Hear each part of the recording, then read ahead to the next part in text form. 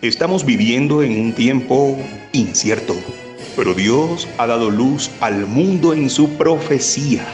Prepárate para escuchar el programa Historias Proféticas del Mundo con Álvaro de la Cruz. Saludos. Invitamos a los que escuchen este programa y quieran ponerse en contacto con nosotros, dirigirse al WhatsApp más 57 321 296 59 56. Más 57 321 296 59 56.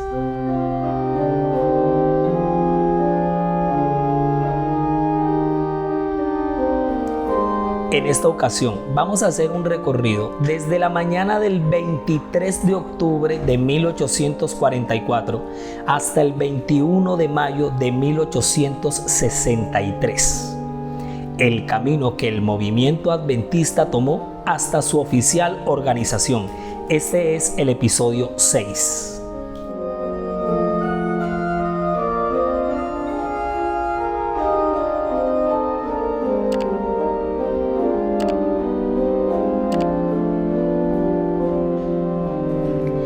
En el episodio anterior vivimos la euforia del gran chasco, el clima, la cima, mejor dicho, el séptimo sentido, el punto más álgido, la altura más grande que pudimos haber alcanzado en esta memoria histórica, en este recorrido histórico que estamos haciendo aquí.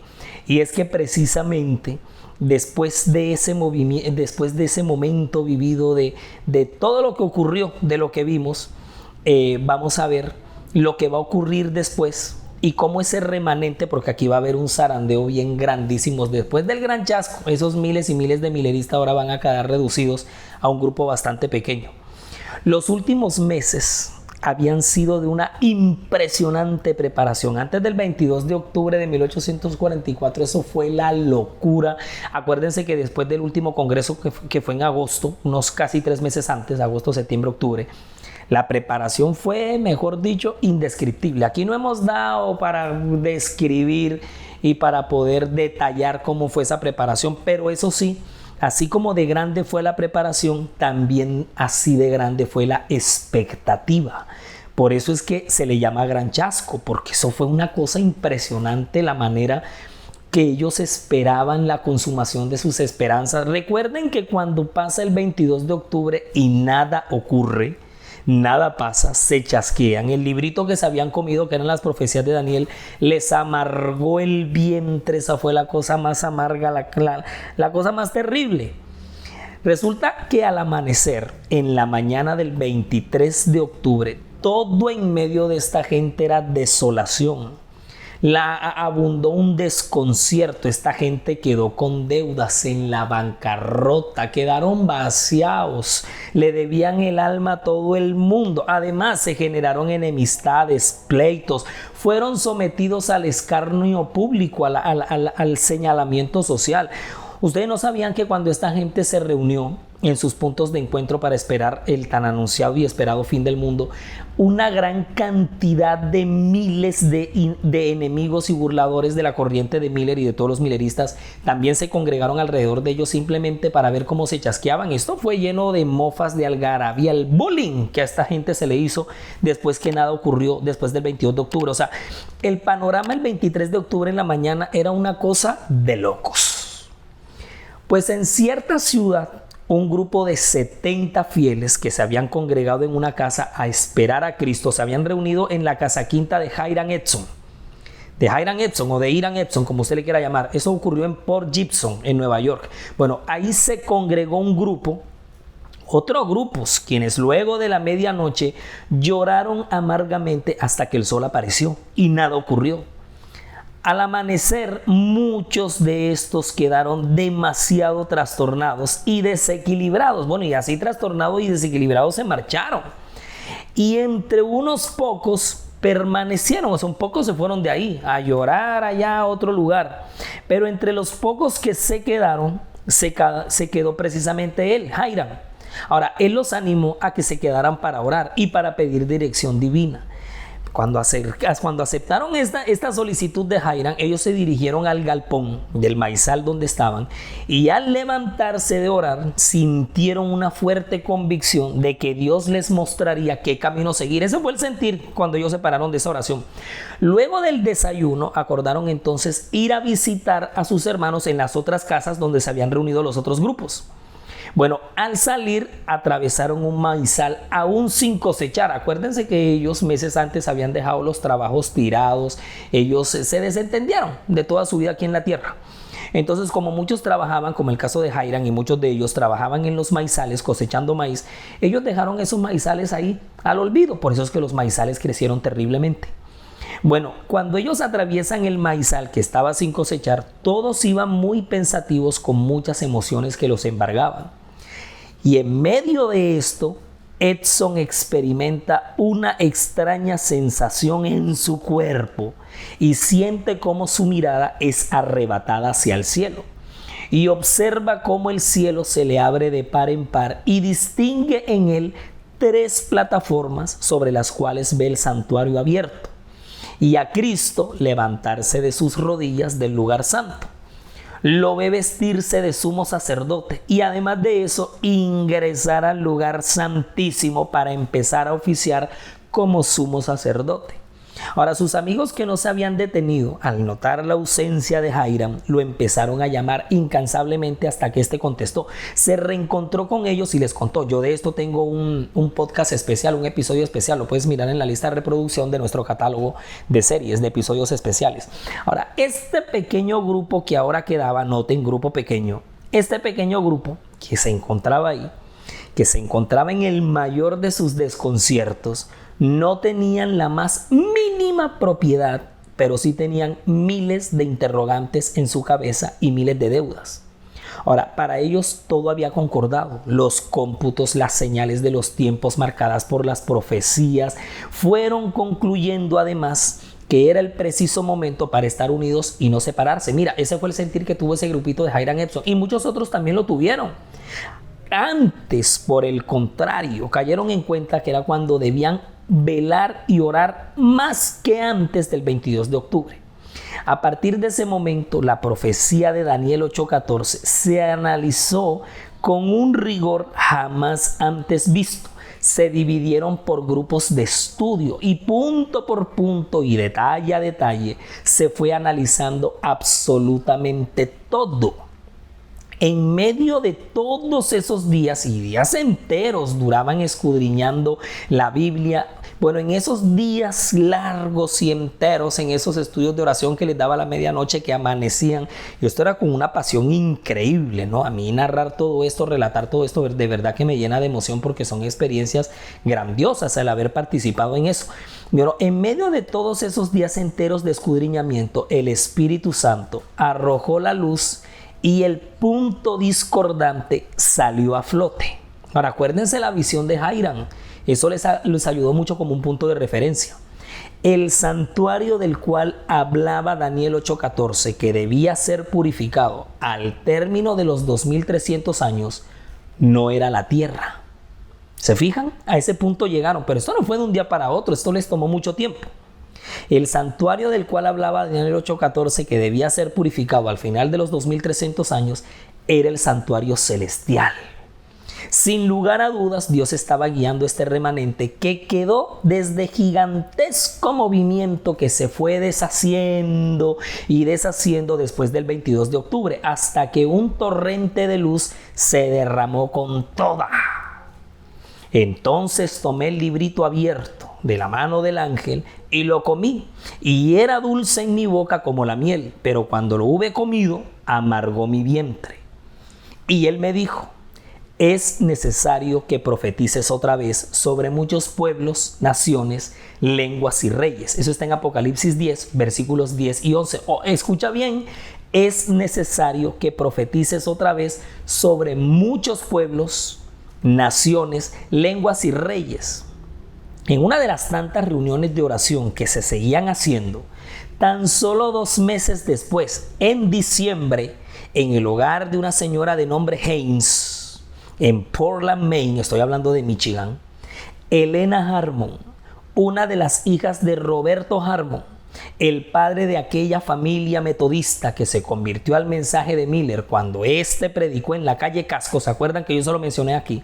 Bueno, esa chica de apenas unos 17 años, que había sufrido la terrible desilusión de aquella fatídica noche del 22 de octubre porque esperaba con ansias a Jesús, va a ser tomada por el Espíritu Santo en aquella reunión de oración que sostenía junto con otras 4 damas, y es cuando va a tener una visión que le daría apertura a su ministerio como la profeta de los últimos tiempos.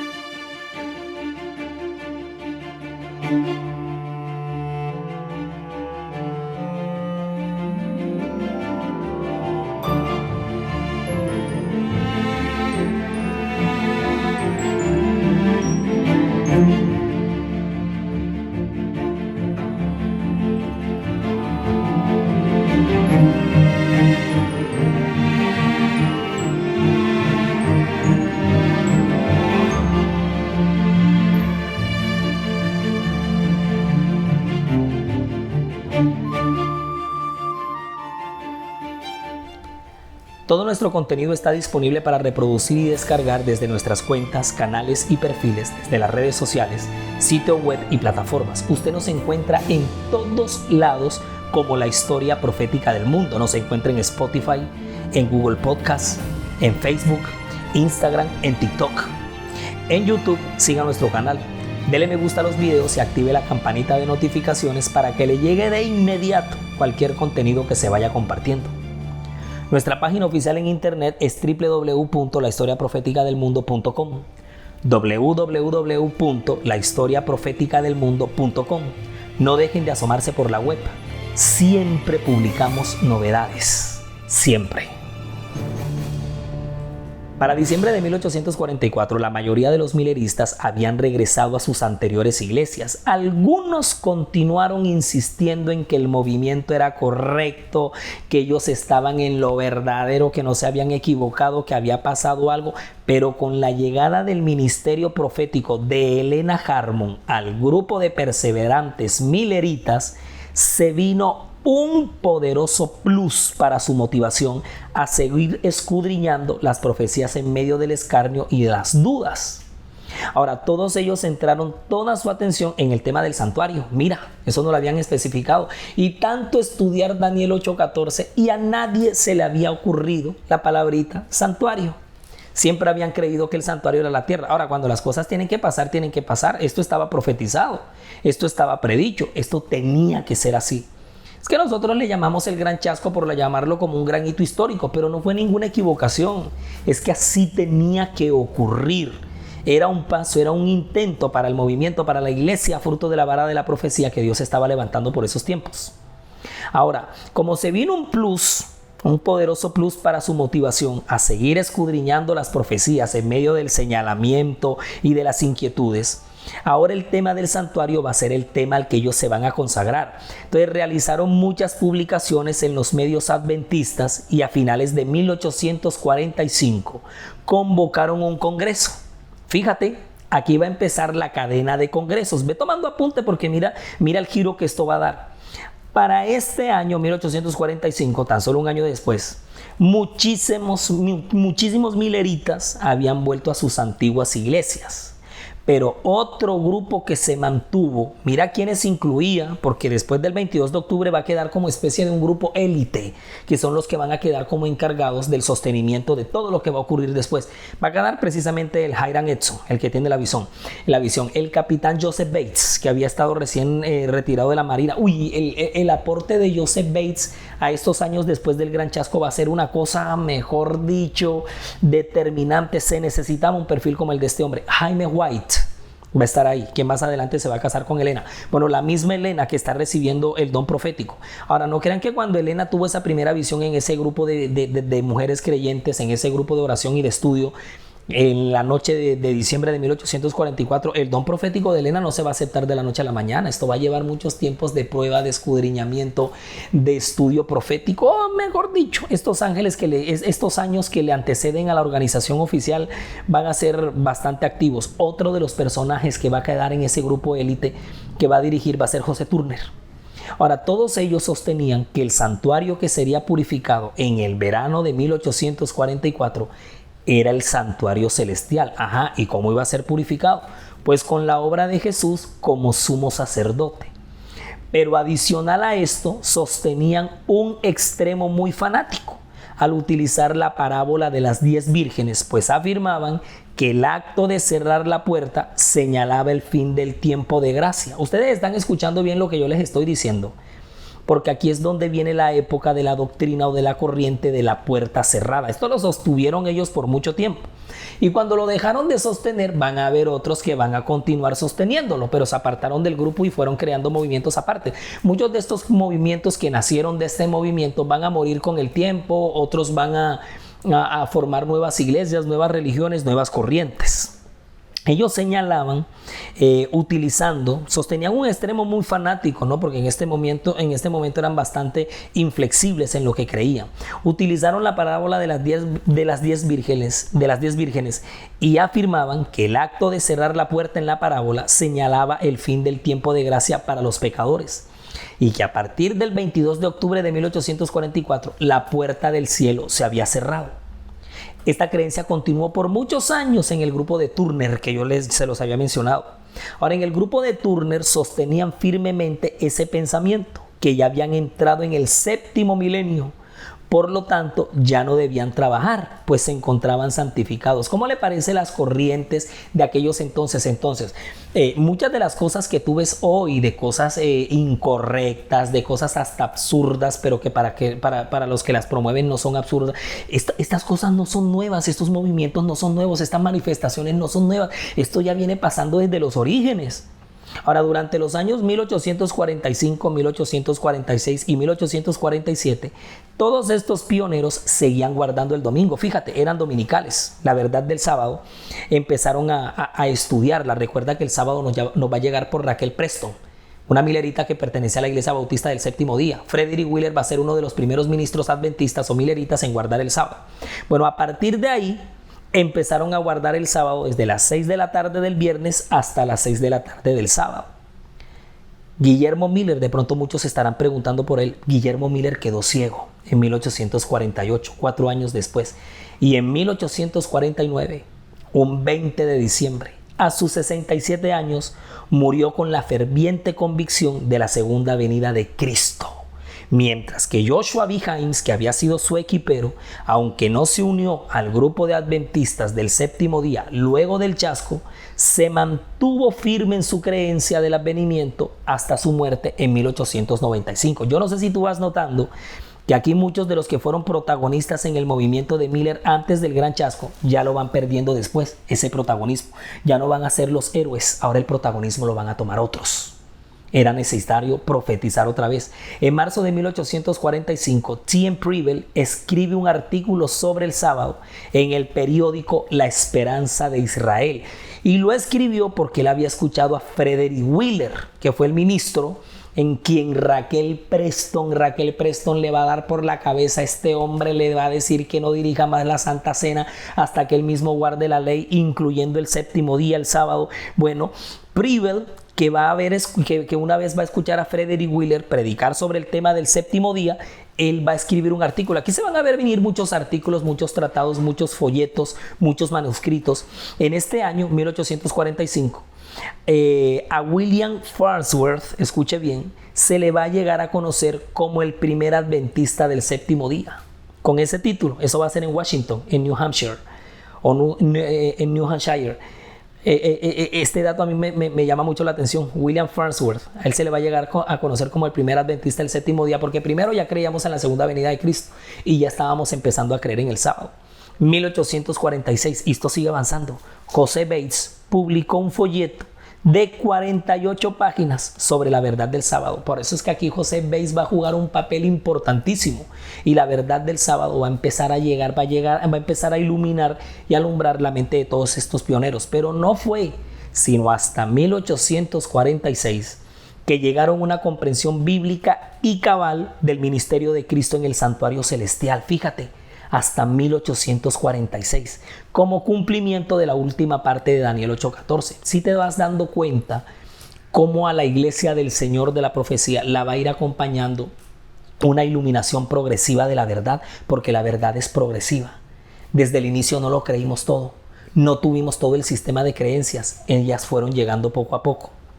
Del 21 al 23 de abril de 1848 se va a dar la primera de una serie de conferencias de intenso estudio bíblico llamadas las conferencias sabáticas. ¿Y qué va a pasar ahí? Los creyentes descubrieron algunas de las creencias esenciales a las cuales se les llamó o se les conoce a partir de entonces, y la conocemos hoy como la plataforma del adventismo. Aquí se empezaron a echar los cimientos de nuestros fundamentos. Y aquí se viene la gran obra de publicaciones de Jaime White. En julio de 1849 se publica el primer número de La Verdad Presente, de Present Truth, Jaime White.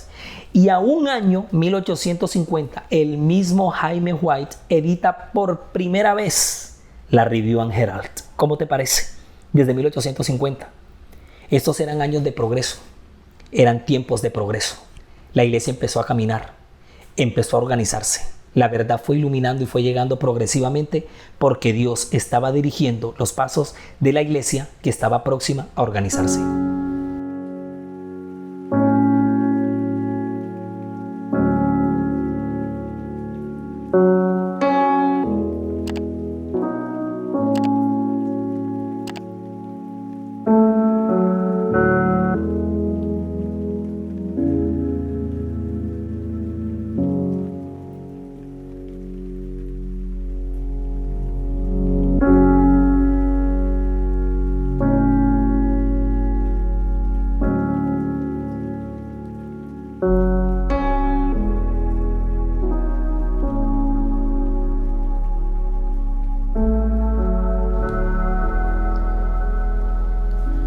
Nos llega el año 1852 y seguimos hablando de Jaime White. No, y de él no vamos a dejar de hablar. Imagínate, él más adelante va a ser presidente 3 veces. Bueno, ya de eso nos encargaremos en su tiempo. Jaime White en 1852 van a pasar muchas cosas. Mira, en ese año él publica por primera vez el Youth Instructor. Youth Instructor, el instructor juvenil o el instructor para jóvenes. Si te das cuenta que la obra de publicaciones de Jaime White fue una cosa impresionante. Este fue un prolífico escritor, redactor de artículos. La gente no discutía con lo que él escribía. Jaime White fue consciente que de pronto usted un sermón se lo pueden discutir, pero que nadie va a discutir con un escrito, porque usted tiene que pelear con el libro. Y si el libro es coherente y el libro viene muy convincente, pues mucho menos. El Youth Instructor se va a editar por primera vez en Rochester, en Nueva York. Ahora, esta publicación del consejero del instructor juvenil, esa publicación va a ser la antecesora de lo que hoy conocemos como el folleto de la escuela sabática. ¿Cómo la vio? ¿Cómo la vio ahí?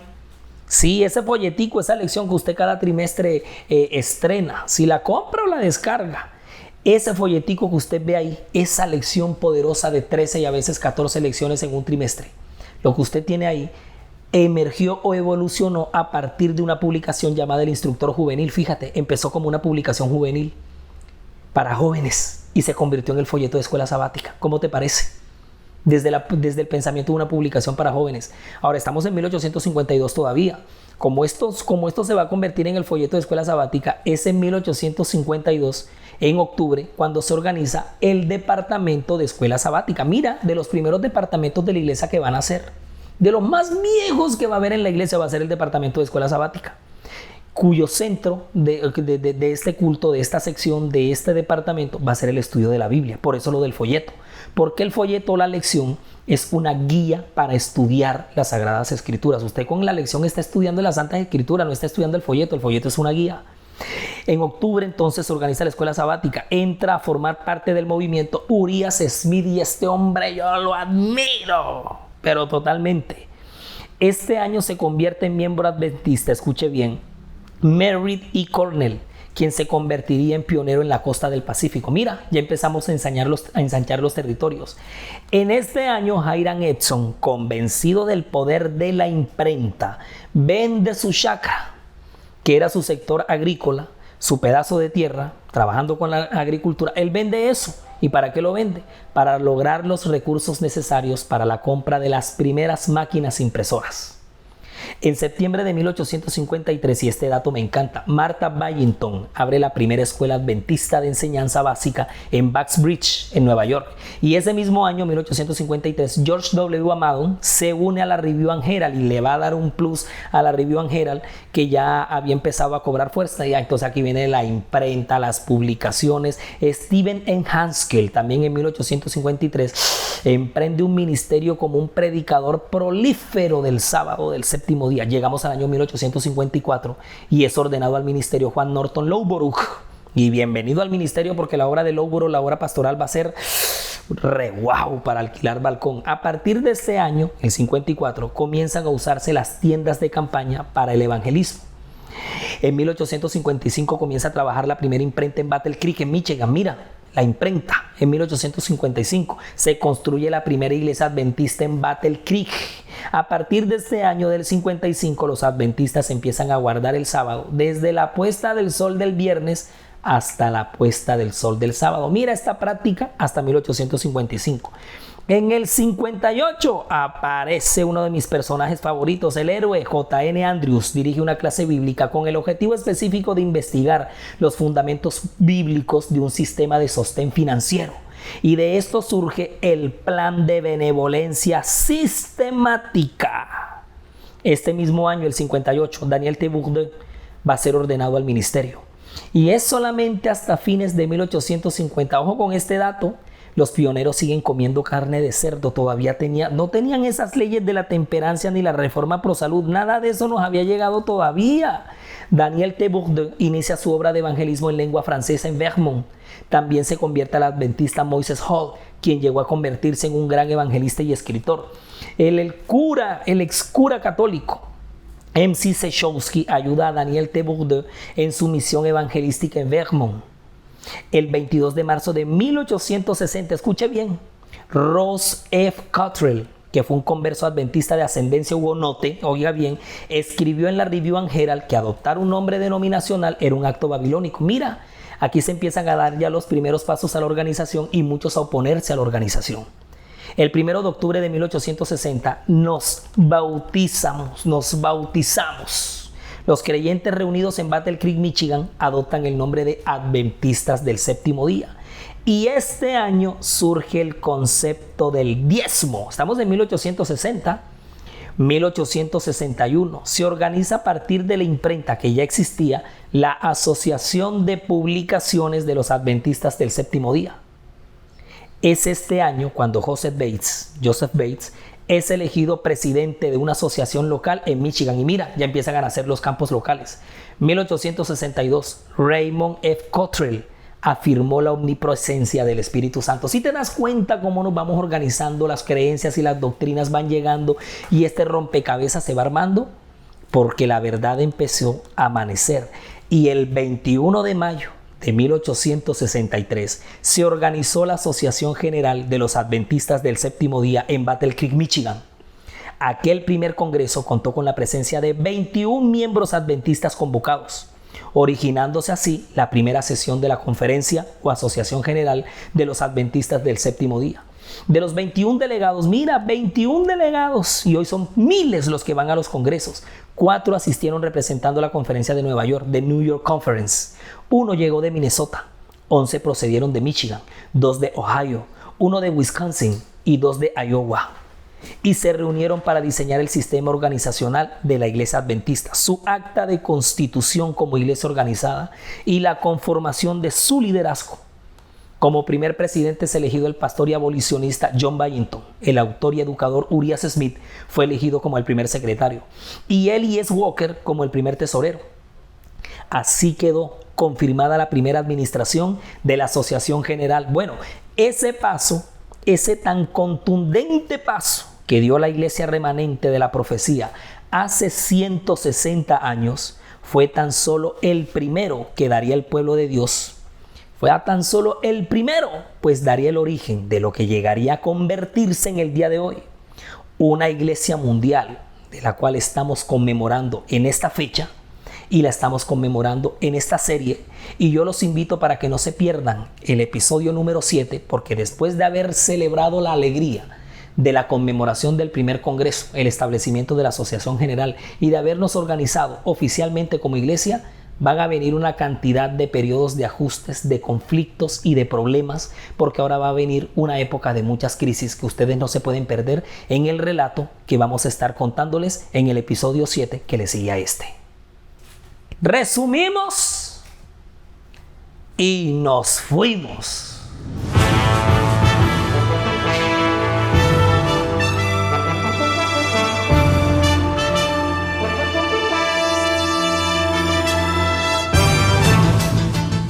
Uno, de las cenizas que quedaron del movimiento milerita aquella mañana del 22 de octubre de 1844, va a quedar un remanente que experimentará un proceso de maduración hasta finalmente organizarse oficialmente como iglesia. 2. La visión de Hiram Edson en su maizal y el inicio del ministerio profético de Lena Harmon a finales de 1844 fueron dos grandes fundamentos para el pueblo que se venía levantando. 3. Después del gran chasco, muchos personajes pasan a un segundo plano o en su defecto al olvido, pero llegan otros como Jaime White, Raquel Preston o Joseph Bates, quienes servirán de apoyo a la organización del pueblo adventista. 4. Muere Guillermo Miller. Se nos va Guillermo Miller, el prócer de nuestra historia denominacional. En la historia profética del mundo llamamos a las nuevas generaciones a no ignorar su legado, porque sus obras en nosotros todavía siguen. 5. Reconociendo que Dios mismo, así como organizó al Israel de antaño, metió directamente su mano para la organización de este Israel moderno. Produce para ustedes Daniel Aponte, diseña y grafica May Vanegas, relata Álvaro de la Cruz, y para todos ustedes un feliz día.